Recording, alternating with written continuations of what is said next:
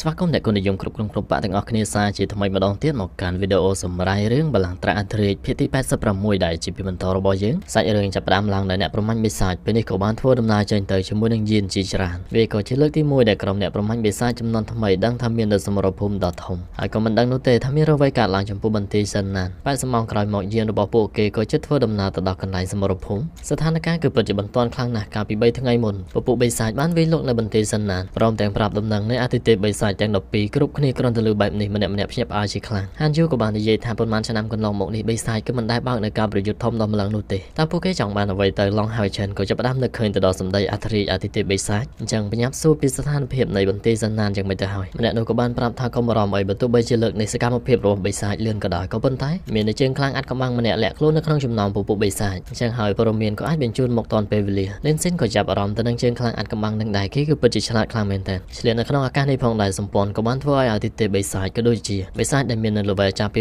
8ឡើងធ្លាក់ចុះទៅក្នុងក្បួនរំជួយផែនដីធានស៊ូនៅក្នុងណានឆុងសឺម៉ាឈៀនសម្លឹងមើលទៅកាន់ក្បួននោះពិតជាសប្បាយចិត្តមែនទែនដែលគាត់មានសំណាងអាចមើលឃើញផ្ទាល់នឹងភ្នែកសង្គ្រាមលើកនេះអតិថិបិសាចគឺច្បាស់ជាជាប់រហូតដល់ស្លាប់ហើយមើលទៅលើកនេះពួកយើងអាចនឹងសម្លាប់នៅអតិថិបិសាចទាំង12បានទៀតផងក៏ប៉ុន្តែអ្នកដែលនាំពួកគេមកប្រាប់ថាវាគឺមិនងាយស្រួលបែបនេះនោះទេថាមកពលនៃអតិថិបិសាចទាំង12គឺមិនអាចប្រមាថបានឥឡូវជើងខ្លាំងអ្នកប្រមាញ់បិសាចដែល level ចាប់ពី8ឡើងបានប្រមូលផ្ដុំគ្នានៅក្នុងមន្ទីរសិនណានដើម្បីជួយពង្រឹងនៅក្បួនរំជួយដីធានស៊ូក៏ដូចជាព្យាយាមដើម្បីសម្លាប់នៅអតិថិបិសាចហើយបិសាចដែលមាននៅកម្រិត7ចុះក្រោមគឺពួកគេកំពុងតែលុកលុយនៅក្នុងមន្ទីរបញ្ហានោះគឺថាចំនួនរបស់ពួកគេច្រើនមែនទែនពិបាកនៅក្នុងការការពារហើយនេះក៏ជាដំណើរនៃបេសកកម្មរបស់គ្រប់គ្នាផងដែររំពេចនោះឃើញថាយានរបស់ពួកគេក៏ចាប់ផ្ដើមមានការរំជួយក៏ព្រោះថាបិសាចចាប់ផ្ដើមបើកនៅការវាយប្រហារនៅលើអាកាសមើលទៅកាន់ពួកបិសាចទាំងនោះគឺពិតជាមិនស្លូតនោះទេប្រើប្រាស់នៅគ្រឿងញ៉ាំរបស់គេក្នុងគោលបំណងកំទេចនៅយានមានយានខ្លះក៏បានធ្លាក់ចុះទៅបើទោះបីជាអាវុធនៅលើយានវាមានប្រសិទ្ធភាពក្នុងការកំចាត់នៅបិសាចក៏ប៉ុន្តែវាគឺពិតជាត្រង់ខ្លាំងណាស់មិនអាចបាញ់ស៊ីដុំបាននោះទេឡងហើយឆិននៅលើក៏ចាប់ផ្ដើមគិតហើយពីព្រោះថាពេលនេះមិនតាន់ដល់មន្ទីរសិនណាននៅឡើយហើយអ្វីបានជាមាននៅបិសាចច្រើនម្លេះនៅទីនេះកំពុងតែគិតក៏ស្រាប់តែយានរបស់គាត់ចាប់ផ្ដើមរំជួយដោយសារតែមានការវាយប្រហារអញ្ចឹងអ្នកដែលនាំពួកគេមកធាក់មួយជើងឲ្យទៅវិញក៏ដូចជាប្រាប់ថាឥឡូវបិសាចដែលនៅខាងក្រោមខ្លាំងបំផុតគឺត្រឹមតែកម្រិត7ឥឡូវនេះបេសកកម្មរបស់ពួកឯងគឺមានតែមួយប៉ុណ្ណោះគេធ្វើឲ្យបិសាចទាំងឡាយដែលលុកលុយចូលក្នុងមន្ទីរសិនណានមកហើយគឺមិនអាចត្រឡប់ទៅវិញជារៀងរហូតឡងហើយឆិនក៏ចាប់ផ្ដើមឲ្យក្រុមរបស់គាត់ត្រៀមខ្លួនដើម្បីចាត់ការនៅពួកបិសាចមុនពេលដែលពួកគេកំទេចយានរបស់ពួកយើងបានលិនសេនបានប្រាប់ហើយថាថ្នាក់ដឹកនាំសូមកុំបារម្ភអីខ្ញុំនៅទីនេះដើម្បីជំនួយហើយឆិនបញ្ចេញនៅដាវរបស់គាត់រួចហើយស្ទុះចេញទៅក្រៅហៅ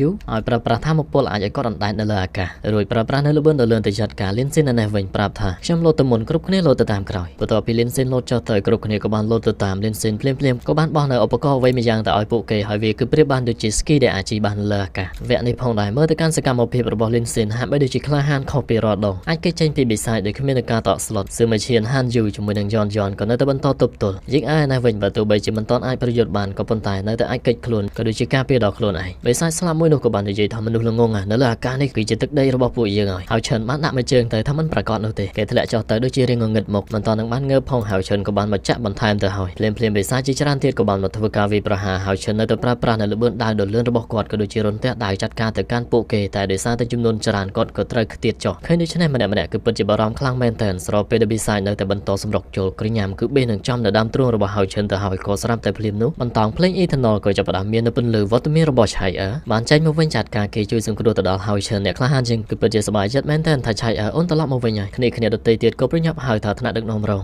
ឆៃអឺបានងក់ក្បាលព្រមទាំងប្រាប់ថាវិញ្ញាណរបស់នាងពេលនេះត្រឡប់មកវិញហើយឆិនតោងដៃនាងហើយប្រាប់ថាគឺពិតជាល្អខ្លាំងណាស់ហើយអ្វីដែលរឹតតែល្អទៀតនោះឥឡូវឆៃអឺក៏បានឆ្លងកាត់ទៅដល់ level 6អញ្ចឹងហើយនាងក៏អាចប្រើប្រាស់នៅស្លាប់បានបើទៅការស្លាប់របស់ឆៃអឺទៅគឺពិតជាលយអ្វីដែលសំខាន់ថាមពលរបស់នាងក៏រឹតតែខ្លាំងល្បឿនអមទៅដោយស្នៀតនៃប្រាសាទខេតកោទៀតនោះបានចាត់ការនៅបិសាចជាច្រើនក្នុងពេលតែមួយរំពេចលើពីនេះគឺជាការសហការគ្នាជាមួយនឹងឡងហៅឆិនគឺបានធ្វើឲ្យបិសាចទាំងឡាយផាត់ភ័យរត់គេចេញទៅអ្នកទាំងពីរក៏ប្រញាប់ប្រើប្រាស់នៅស្នៀតរួមបញ្ចូលដែលគឺជាបន្លាការរំយល់ភ្លៀងនៃពន្លឺបន្លារាប់ពាន់ក្នុងពេលតែមួយរំពេចស្នៀតទាំងពីរគឺប្រៀបបានដូចជាភ្លៀងដ៏សន្ធោសន្ធៅធ្លាក់ចុះពីលើអាកាសមកបិសាចដែលកំពុងតែប្រយុទ្ធនៅលើដីក៏មិនអាចគេចផុតនោះដែរឃើញបែបនេះហើយក្រុមទាហានគឺពិតជាសប្បាយចិត្តជាខ្លាំងនៅខាងក្រោមនេះផងដែរខណៈពេលដែលបិសាចមួយក្រុមរត់ចុះរត់ឡើងក៏ស្រាប់តែបានឃើញនៅវត្តមាននៃបរិះម្នាក់មើលទៅកាន់ដាវរបស់គាត់គឺពិតជាស្រស់ស្អាតមែនទែនអ្វីដែលសំខាន់ស្នៀតនៃការប្រយុទ្ធក៏មិនធម្មតានោះទេមកមួយដេកមួយមកពីរដេក3តែមួយផ្លែសោះចាត់ការពួកគេបានទុកដាវចូលស្រោមវិញសម្លឹងឃើញស្នៀតរបស់ហៅឆិនបាននិយាយថាគឺពិតជាគួរចាប់អារម្មណ៍មែនក្លេទៅខាងលើឆៃអឺជាមួយនឹងហៅឆិនក៏នៅតែបន្តរួមគ្នាដើម្បីកំចាត់នៅបិសាចសម្លឹងទៅក្រោមបានដឹងថាបិសាចនៅខាងក្រោមគឺពិតជាច្រើនខ្លាំងណាស់ពួកគេគឺធ្វើការវាយប្រហារគ្រប់ទីកន្លែងហើយដូច្នេះចាំបាច់គឺត្រូវតែបំបែកគ្នាឲ្យម្នាក់រកកន្លែងចុះចតណាដែលមានសុវត្ថិភាពគ្រប់គ្នាក៏បានទទួលបញ្ជាឲ្យសាច់រឿងកលេចមកខាងក្រោមវិញខណៈពេលដែលបិសាចវាយប្រហារនោះផង ផងដែរយើងក៏បានឃើញនៅក្មេងស្រីម្នាក់ដែលត្រូវបានឈើក្របសង្កត់បិសាចក៏មកទៀតនាងក៏ពិតជាផិតភ័យខ្លាំងមែនទែនតែភ្លាមៗខណៈពេលដែលបិសាចកំពុងតែស្រែកវាងយានធ្លាក់ចុះមកលំមក៏ដូចជាប្រើប្រាស់នៅខាងអតិថិយៈចាត់ការហើយច្រើនបានប្រាប់ពួកគេថាបិសាចភាគច្រើននៅភាគខាងជើងនិងភាគខាងលិចវាងយ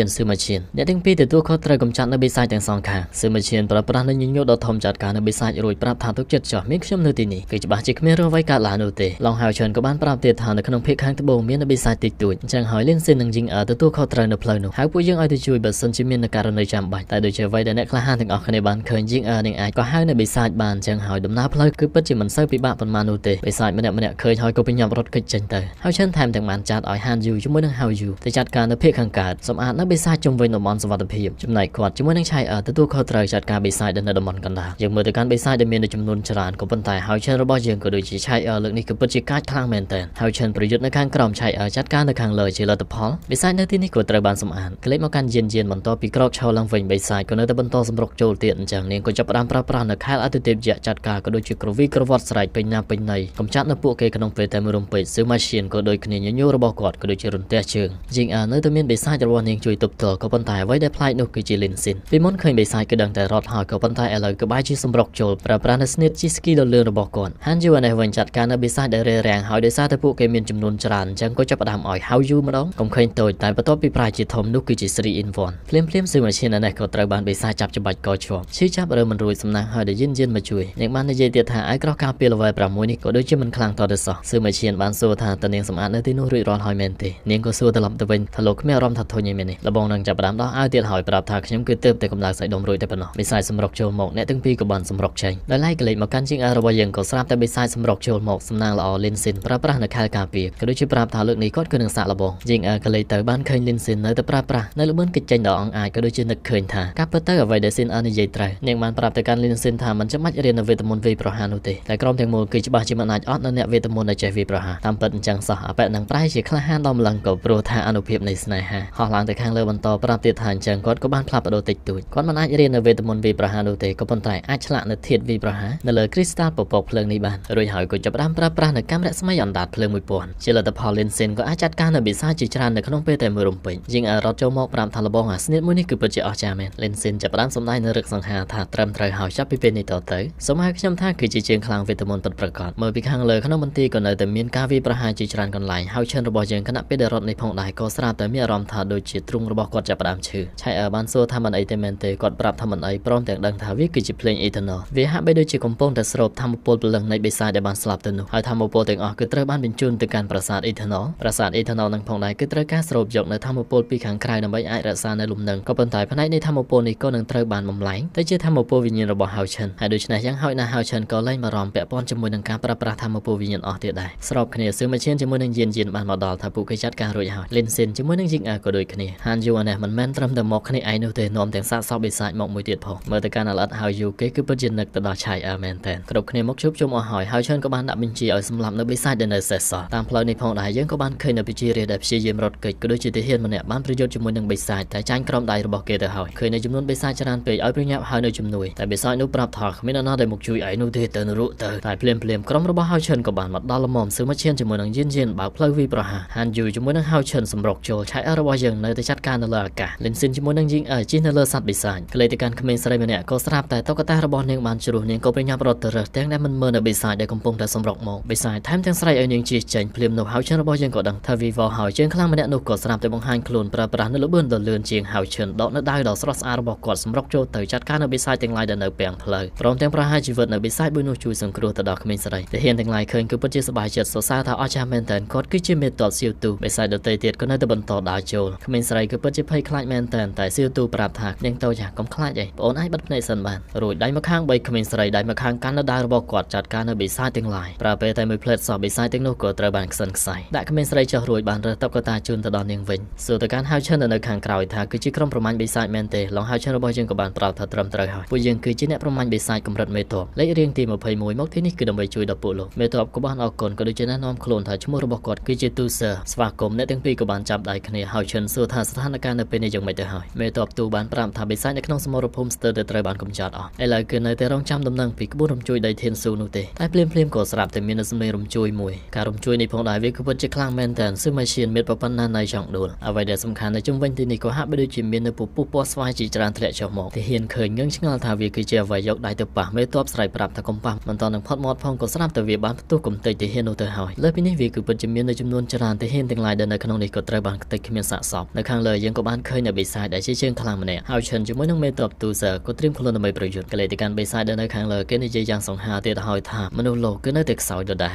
រួចហើយប្រើប្រាស់នៃយុទ្ធសាស្ត្ររបស់គេបន្ថែមចាត់ការនៅទីហ៊ានដែលនៅក្នុងនេះពពុះពណ៌ស្វាយរបស់គេសម្បីតែមេតបទូជើងទប់ទល់ក៏នៅតែត្រូវខ្ទាតចេញទៅមានរបួសក៏ដឹងហើយថាធម្មពលមួយនេះគេគឺជាបិសាចដែលមាននៅ level 8ឆ្ងល់ខ្លាំងមែនតើថាមិននឹងអាចទៅរួចទៅហើយឈិនរបស់យើងវិញបានយកនៅខែលរបស់គាត់ទៅរងតែក៏នៅតែពិបាកដូចគ្នាបិសាច level 8នោះនិយាយយ៉ាងលយទៀតថាយើងក៏មិនជួយចិត្តចាប់កណ្ដុរដែលរត់ជុំវិញនេះទេរួចក៏ចាប់ផ្ដើមប្រើប្រាស់នៅពន្លឺនៃព្រះច័ន្ទស្នេហ៍មួយនេះផងដែរក៏បានធ្វើឲ្យគ្រប់គ្នាជាប់គាំងកម្រើកខ្លួនមិនរួចនោះទេមេតបទូក៏នៅតែឆ្ងល់អញ្ចឹងពីព្រោះថាបិសាចដែលមាន level ចាប់ពី8ឡើងគួរតែត្រូវឃុំនៅក្នុងក្បួនរំជួយដីធានស៊ូមេតបដឹងថាវីវទៀតហើយបើសិនជាឲ្យគេអាចបើកនៅទ្វារឋានស៊ូបាននោះគេច្បាស់ជាអាចដោះលែងនៅអតិថិបិសាចមិនខានតែជាក់ស្ដែងយើងមើលទៅកាន់បិសាចនឹងទៅចុះមកគ្រាន់តែដើរផ្ទាត់ម្រាមដៃសោះមនុស្សម្នាទាំងឡាយក៏ត្រូវបានស្លាប់ទៅហើយភ្លាមក្មេងស្រីដែលមិនទាន់នឹងដើរទៅបានឆ្ងាយផងក៏ស្រាប់តែពពុះមួយបានមករកហើយឈិនក៏បើឃើញដូច្នេះក៏ប្រញាប់ប្រើប្រាស់នៅឆ្នាំងទឹកវិញ្ញាណតាក់ទាញរបស់គាត់ស្រូបវាមកយកខែរបស់គាត់ទៅទប់ទល់បិសាចឃើញក៏បាននិយាយថាគឺពិតជាគួរចាប់អារម្មណ៍មែនគឺមានតែមនុស្សដែលមាននៅ level ចាប់ពី8ឡើងឬក៏ពូជាងនឹងនោះទេទើបអាចទប់ទល់ជាមួយនឹងពន្លឺព្រះច័ន្ទរបស់គេបានហើយឈិនជូតឈាមរួចហើយប្រាប់ថាកុំសម័យទៅគិតថាចង់សម្លាប់នៅគ្រប់គ្នាដែលនៅទីនេះទៀតឯសោះបិសាចនោះតបមកវិញថាអូឯងគឺពិតជាក្លាហានមែនជាមនុស្ស level 5តែចង់ប្រកួតគ្នាជាមួយនឹងបិសាចដែលមាននៅ level 8តែឯងមានអ្វីមកសំអាងតែឡងហើយឈិនក៏តបទៅវិញថាប្រកាសណាស់គឺជាដាវដែលនៅក្នុងដៃរបស់យើងស្របពេលដែលហើយឈិនកាន់ដាវរបស់គាត់សម្រុកចូលទៅគេក៏ចាប់ផ្ដើមផ្ទាត់នៅពន្លឺព្រះច័ន្ទរលោងរបស់គេឲ្យមកតែយើងក៏មិនទាន់ដឹងថាសាច់រឿងបន្តទៀតនឹងទៅជាយ៉ាងណាផងភាគនេះក៏ស្រាប់តែស្លេះតែត្រឹមនេះឯងជាចុងក្រោយអរគុណទៅកាន់អ្នកក៏និយមគ្រប់គ្រងគ្រប់បាក់ដែលតែងតែគាំទ្រអធិស្ឋានផងសម្រាប់កំហុសខុសឆ្គងដែលកើតឡើងដោយអចេតនាហើយ admin ក៏នឹងវិលត្រឡប់មកជួបនៅអ្នកក៏និយមគ្រប់គ្នានៅក្នុងការសម្រាយរឿងជាបន្តបន្ទាប់គណៈពេលនេះផងដែរសូមអរគុណនិងសូមគោរពលា